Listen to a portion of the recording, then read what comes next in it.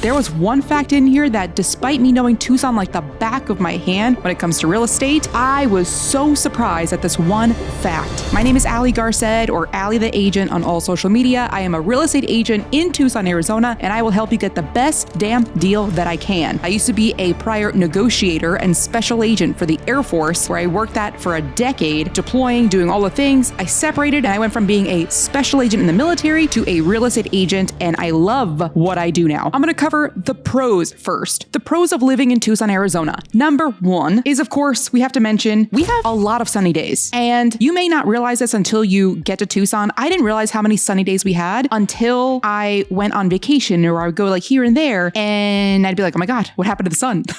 There are so many sunny days recorded, and supposedly we have over 300 days of sunshine, which I think is actually more than sunny San Diego. Tucson has that beat, especially now since San Diego has a lot of fog and pollution. So whether you want to go hiking or golfing in January, February, July, you can, because chances are it's gonna be sunny. Pro number two, and I've spoken about this in previous episodes or videos, is the property taxes. This is a pro, guys, because the property taxes for Pima County in general, Tucson is in Pima County, is 0.84%. Even though that is slightly higher than Arizona's average, it's less than the national average. And 0.84 is low. I mean, granted, I'm from Westchester County, New York, and I've lived in 10 different states, and I invest and I have properties in about 5, maybe 6 different states now. And as I run my numbers with property taxes in other states, nothing beats Tucson. Now, the reason Tucson property taxes are higher than the state average is because how many cities are there in Arizona? What other cities are there in Tucson? I mean, in Arizona? Well, yeah, Scottsdale. Well, you're talking, that's all Phoenix in general. What's that one up north? Whatever. There aren't that many cities in Arizona. A lot of Arizona is just like, well, desert. So those property taxes are going to be even lower. The next question you're going to have most likely is, what the heck does 0.84% mean, Allie, the agent? And I will tell you, I'll put this into a dollar amount. For Pima County, now granted, Pima County has a lot of desert. Tucson is just a small portion of the entire county. Average for property taxes is around $2,300 a year. A year, guys. If we're looking at Tucson specifically, like Tucson proper, we're going to be looking at closer to $4,000, maybe $5,000. If we're looking at Tucson, like the city of Tucson proper, we're going to be looking at maybe $3,500, maybe $4,000. Again, it really depends on what type of house you're buying and what year. Because if you're building, or if you're buying a new build or new construction, you're not going to get property taxes of 0.84. You're going to get more 1.1. So it's going to be a lot higher, relatively speaking. Pro number 3, do not kill the messenger. These are numbers, okay? In the last video that I made on this, people are like, it's so expensive. Everything is so expensive. Expensive is relative. High is relative. And yes, I am not saying anything against the fact that it is now the most unaffordable time to live in the United States than it's ever been. I get that, trust me. However, when we're comparing Tucson to the rest of the nation, the home prices in Tucson are doing really well.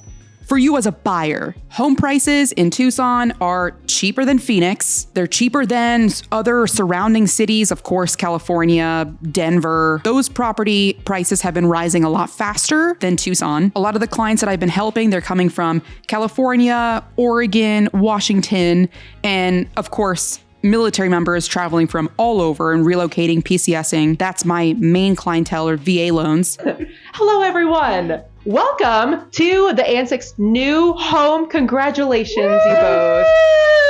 Wanted to ask you guys, how was the process of working with us? Process was great, easy to deal with, always available, great communication. Guided us in the right direction, actually got a house cheaper than what we were planning on paying, and ended up with some equity in the house. So I was very thankful for that. $18,000 worth of equity. What's your first home improvement going to be? Paint. Nice. Yeah. Well, actually, it's going to be the garage. Yeah. We're getting it done in 2 days. The floor. Oh, yeah. The nice. vinyl flooring put in. And then adding the kitty litter, The door. kitty doors, yeah, Yeah. eventually. Door. Yeah. Always got to take care of the cats. Yeah. Well, thank you so much for working with us. We have loved working with you, and we're always going to be with you guys. We are going to remain in touch, both of us. All right. Sounds good. Thank you, guys. Yeah. Thank you for everything. Congrats! Suck it, Vito. But those that are coming from California or, up in the Pacific Northwest area, they sell their homes and they buy with Tucson in cash with several $100,000 remaining. So am I saying Tucson homes are dirt cheap and everyone can afford them? Absolutely not. I'm saying they're less expensive, relatively speaking, compared to the national average. Pro number 4 is kind of a basic one, but I have to say there's no humidity, which is really, really nice. Now, I will not say the cliche thing of, but it's a dry heat. Okay, hot is hot, but it is nice not feeling sticky. 109 degrees in Tucson feels very, very different than 109 degrees in the Bahamas. In the Bahamas or somewhere in a wet, humid area, you may open up the doors and feel a hot, wet blanket on your body. Instead, in Tucson, you're going to open up the doors and feel the oven. You are jumping into an oven. But I'm writing this as a pro. Okay, pro number 5 are how many outdoor activities there are in Tucson. If you are a hiker and you love the outdoors, the wilderness, camping, you are going to love Tucson. We have the Catalina Mountains. We have Mount Lemmon, where you could even ski and do winter activities in Tucson. Saguaro National Park, Sabino Canyon. Depending on where in Tucson you live, they could be 5 minutes away. They could be practically in your backyard, or they could be maybe 15-minute drive. Even when you're in the downtown Tucson area, you're still only 10, 15 minutes away from the nearest hike, which leads me to pro number 6, which is that Tucson definitely has a laid back, casual vibe, and I get down with that. I'm not one to dress up, wear heels. I'm not selling sunset, although Tucson has some pretty nice sunsets. Not as good as Afghanistan. Nothing will beat Afghanistan or Oklahoma sunsets. Those are the best, I have to say. But Tucson's laid back environment is pretty nice. You don't have to dress up to go to dinner. I've never seen a dress code to a dinner or, a restaurant. Can you dress up and not stand out? Absolutely. But you can also just go with jorts and flip-flops or just jeans and flip-flops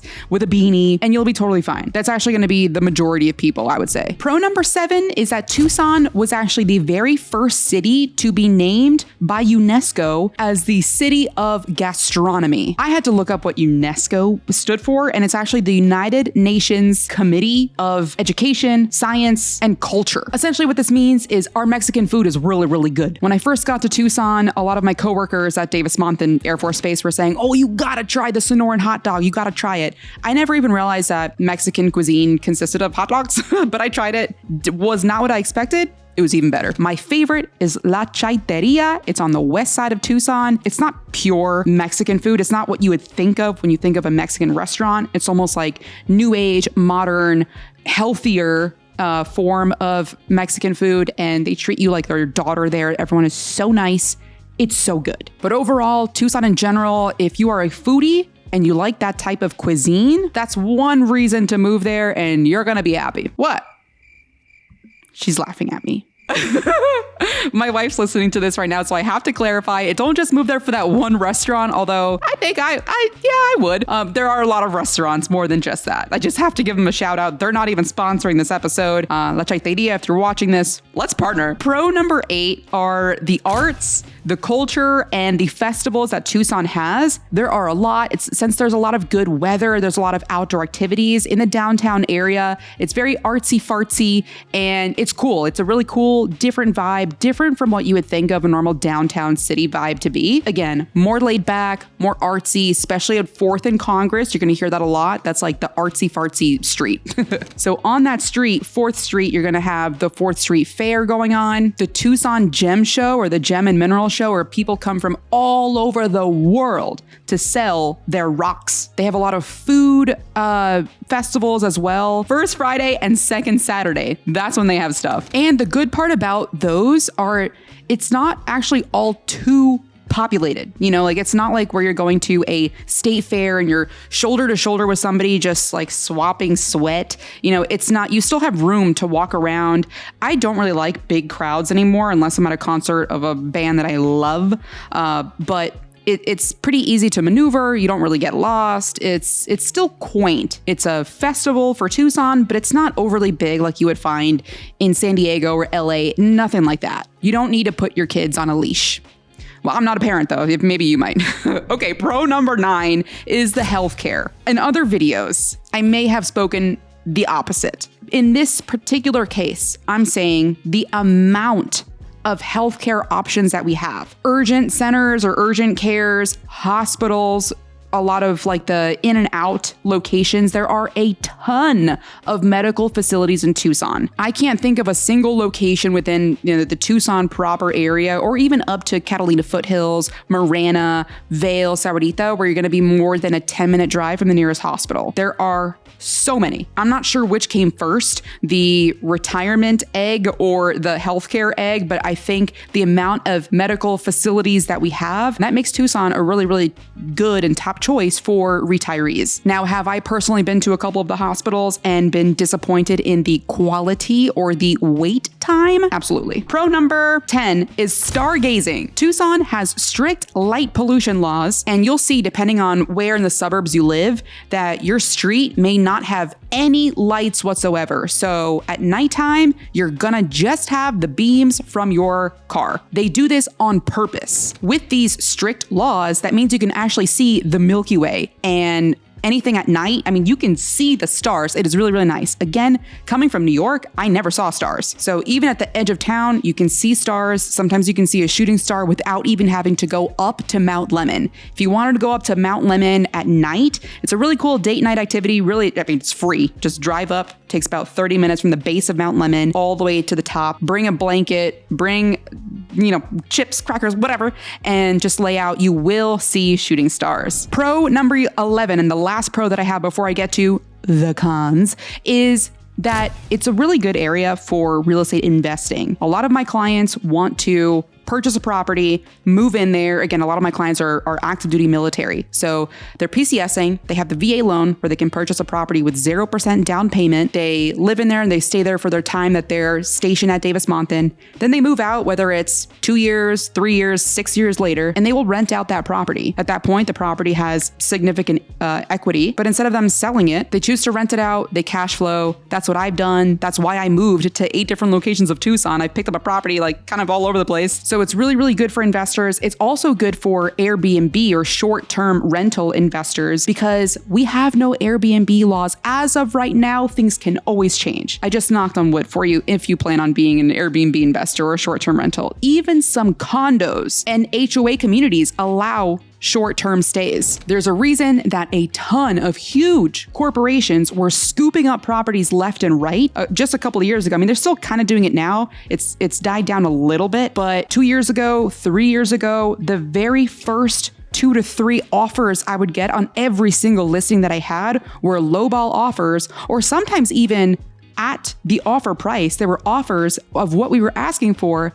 by these big time corporations that were never going to move in. They were only ever going to rent it out. Those properties will never again hit the market. They're never going to be able to be purchased by mom and pop buyers looking to move into a home of their own.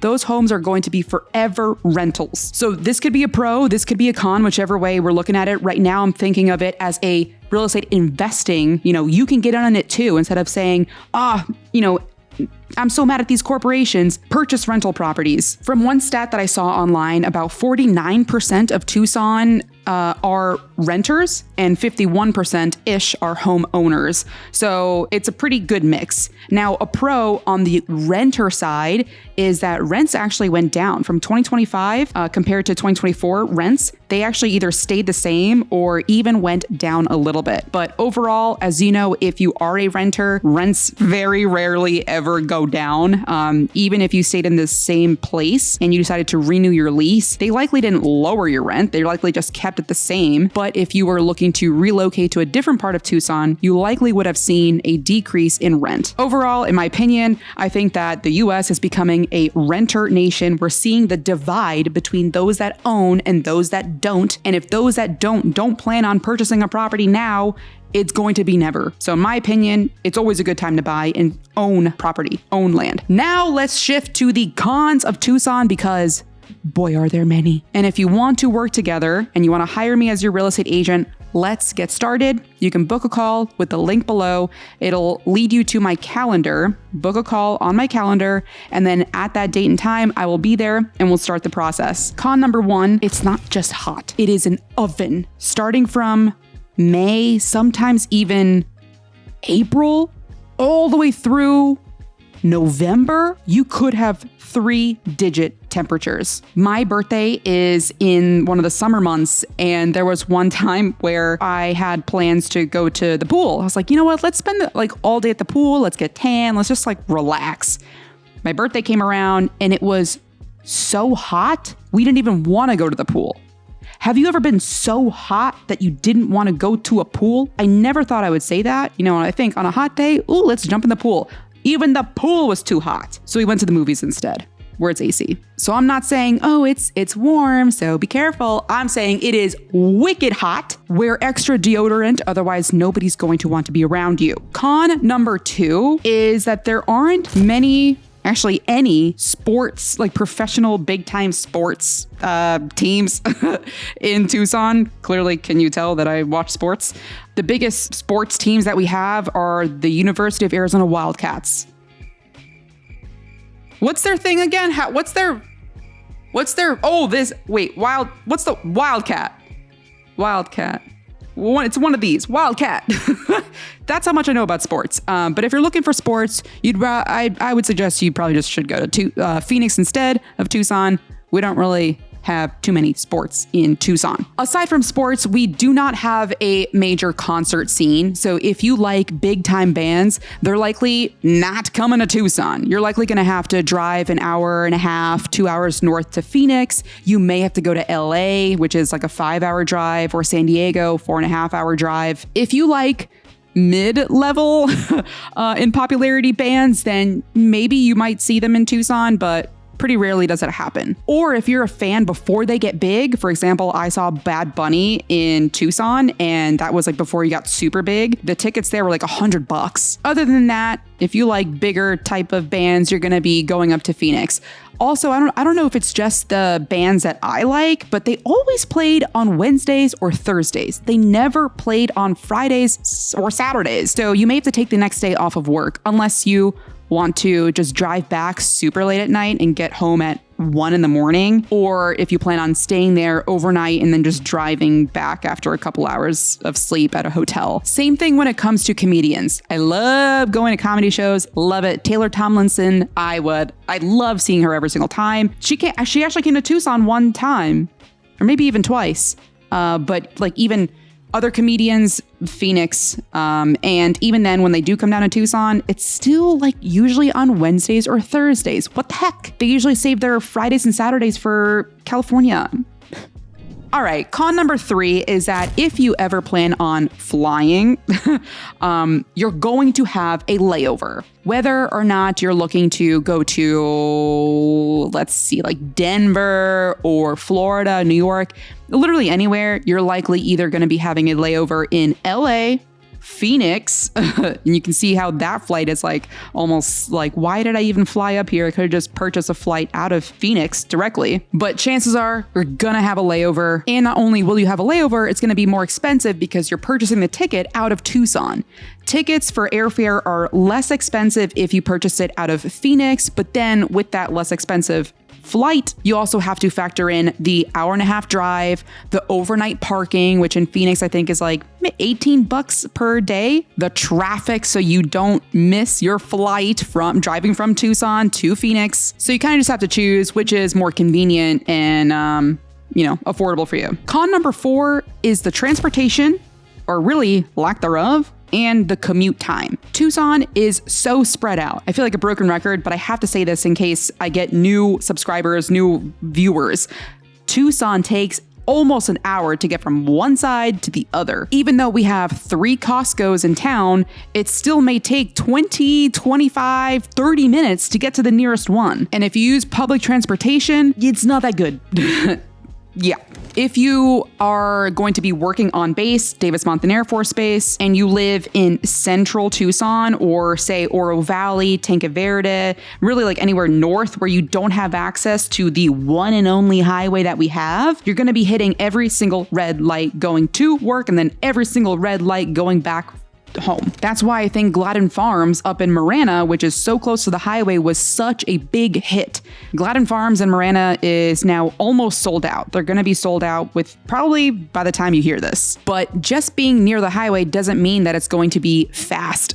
For example, if you go down to the Vail area, depending on what part of the highway or whether you live north or south, essentially if you live south of the highway, there's a train track that runs across. So if you, not through the highway, but just below it to get to the highway, if you're on the wrong side of the train in the morning, you can be there for 15, 20 minutes. So be very careful as far as where you choose to live. That's where I can help you. I'm a real estate agent. I do this all day, every day. I've personally lived in 8 different parts of Tucson. I know the ins, outs, and I know how to negotiate the best deal for you. And I'm excited to work with you. Which takes me to con number 5. I don't think that we have that many tight-knit communities. Maybe it's because there are a lot of transplants in Tucson, or people are moving from out of their state and moving to their forever home in Tucson, retiring in Tucson. Or maybe it's because there's also a lot of college age kids.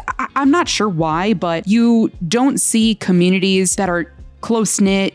A lot of people don't even know their neighbors' names. They've never even introduced themselves. So if they needed help with something, if they needed sugar, back in the commercials, back in the day, where they're like, oh yeah, just borrow sugar from your neighbor. Like, that doesn't happen in Tucson. I've seen that happen one time. I was helping somebody sell their home. We had our first meeting in her home and her neighbor knocked on her door. And I was like, whoa, it's 10 p.m. Like, dude, are you expecting somebody? Because she lived alone. Doesn't matter. And she goes, oh yeah, that's just Larry. He's dropping off his oranges because he has an orange tree and he always gives me his extras.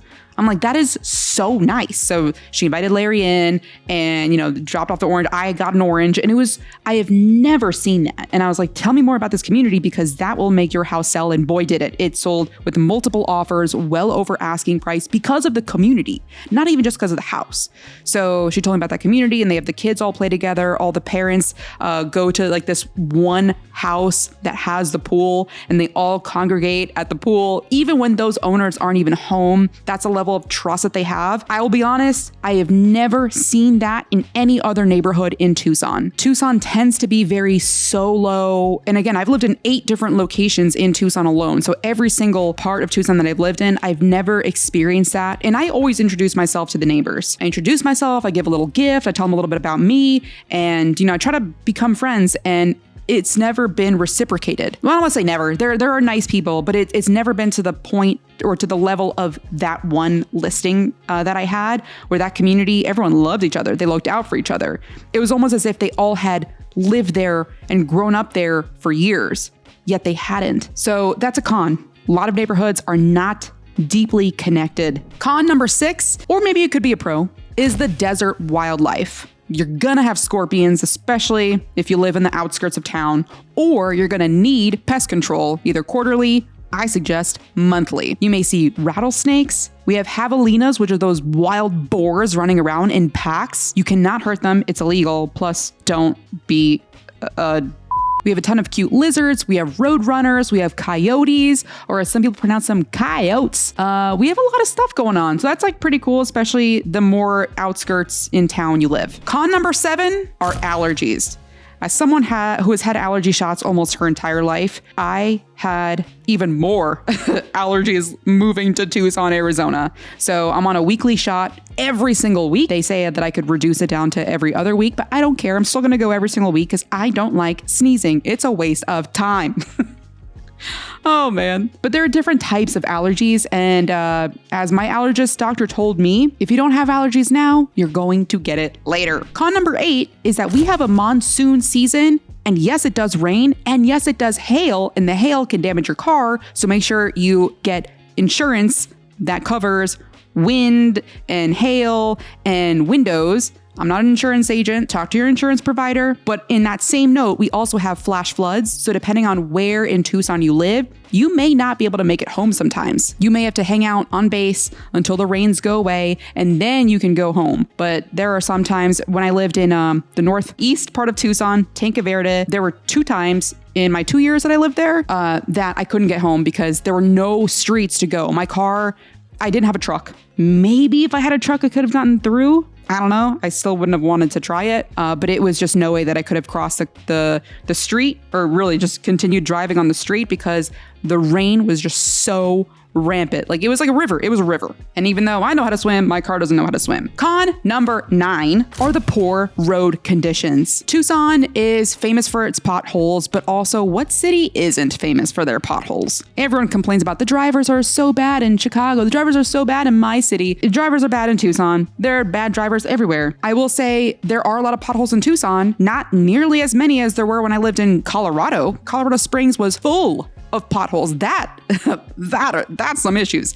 But still, there are potholes in Tucson, so be very careful, especially if you ride a motorcycle. Along with that, a lot of people don't know that when they move to Tucson, we have, I forget what it's called, but essentially when you're driving, you know how you have that left-hand turn where you wait for the green arrow, and usually it's at the very end after everyone else has the green light and they're going, you're staying in that green, and sometimes people creep into the middle of the intersection. That's a no-go. Cops won't pull you over, but that's still a no-go. So you're waiting until you get that green arrow so you can turn left, and that green arrow never comes because we have the leading. But then even then, we don't always have the leading, and it's not at every intersection. So you have to play the game of memorization and memorizing which intersection has the leading left arrow or which section has it on the lagging side or after.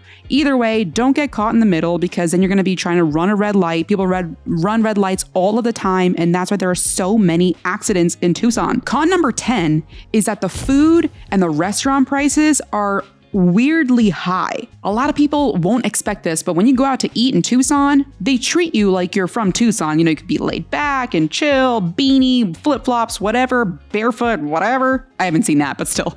But they charge you as if you're in LA. I personally have noticed that restaurants and fast foods will be different. You'll order the same meal from Taco Bell in Tucson, and then when you go to Salt Lake City and order that same meal in Taco Bell there, it is 30% cheaper in Utah than it is in Tucson. There was a sandwich shop too, a franchise that I usually get one meal from. I get the same meal wherever I go. This is my meal and that's it. I like it. So I ordered this like one sandwich. I forget which shop it is here in Tucson. Anyway, I ordered it from Tucson. I kind of know what to pay because I'm used to the Tucson price. I went to New York City. Again, I'm from New York. I went to New York City and I ordered the same thing, and it was cheaper in New York City than it was in Tucson, Arizona. How is that? You might think, well, then just don't go to Taco Bell, Allie. It's not healthy. I know. So then you try healthy alternatives and it's even more expensive. Con number 11 is that the income in Tucson has grown at a lower and slower pace relative to Phoenix and the rest of the United States. I'm looking at this photo right here with you guys, and you can tell that Tucson is the blue line at the very, very bottom. At the very top, the darkest blue is the US. The orangish yellow is Arizona in general. The green is Pima County. So the lowest rate back in 1950, you were if you were in Tucson, you were kind of making around the same as the national average. Now in 2020, which is the latest stats that they have since they do this every decade, we'll wait until 2030 for the next one. But 2020, you can see that the difference between the Tucson income compared to the US income is even bigger. There's a bigger delta. People are making less money in Tucson now than they used to be making, proportionally speaking, 20, 50, 60 years ago. If this chart continues in this trend and in this manner, Tucson is going to be even more expensive just because the income is not there. So if you're trying to grow professionally or, go up the corporate ladder, Tucson is likely not the spot for you. If you're being forced to move here because you're in the military, it is what it is. Relatively speaking, as far as military, you get paid the same, wherever you go. BAH is what's different. If you're in Tucson for the University of Arizona or for Boeing or Raytheon, any wartime thing, you may be getting paid pretty well. They're engineers, but I do know a lot of engineers from Tucson end up moving to Florida or other areas where they get paid more. If you're in an industry outside of that, say an attorney, say, I don't know, literally anything else, you're probably not going to want to come to Tucson when it comes to the pay. Before I get to the con that surprised me the most, I want to remind you that I am a real estate agent, and if you got any value from this video, please hit the like button and leave a comment. You can leave the comment as a question if I didn't answer something, or if you want me to make a video on something else. I'm more than happy to do this. I respond to almost every single comment on my channel, and if you know that you want to buy in Tucson, you're like, I heard the cons, I heard the pros, I'm ready, I know that I'm going to be purchasing a property in Tucson, book a call with me. It's going to be me on the Zoom call. The link is in the description below. Answer all the questions, make sure that everyone in the home purchase is going to be there. For example, you and your spouse, or you and your dad, whoever has a major say in what property you're going to be purchasing, make sure they're on the Zoom call. I want to talk to you and make sure that we would be a good fit. And I'll let you know what the Tucson market is right now and how I can negotiate the best damn deal that I can for you. I do this all day, every day, and I love it. I love it. I love negotiating. Okay, so the con that surprised me the most is that Tucson's cost of living is now 15% higher than the US or national average. Tucson, it costs 15% more to live in Tucson than it does for the average of the rest of the United States. Tucson. When people think of major cities in the United States, they don't think Tucson. They think, oh, it's not Scottsdale, it's not Phoenix, therefore Tucson must be cheaper. And yes, it is cheaper than Phoenix and Scottsdale, but usually they're thinking expensive states higher than the US national average? San Diego, San Francisco, LA, Westchester, New York, other cities, not Tucson, Arizona. I was very surprised when I saw this because it didn't used to be this way. The relative, cost of living for Tucson used to be cheaper than the national average just 2 years ago. In 2 years, Tucson became more expensive than the national average. And that's despite the property taxes remaining low. The property taxes haven't shot up, and housing has increased, but not significantly at a higher rate compared to any other city. But it's the food, the services, the goods, they're expensive in Tucson. And when you combine that with the lower than average income that we have compared to the US, Tucson is expensive. So if you are coming to Tucson, you want to purchase a property and you are a retiree, it may still be a great fit.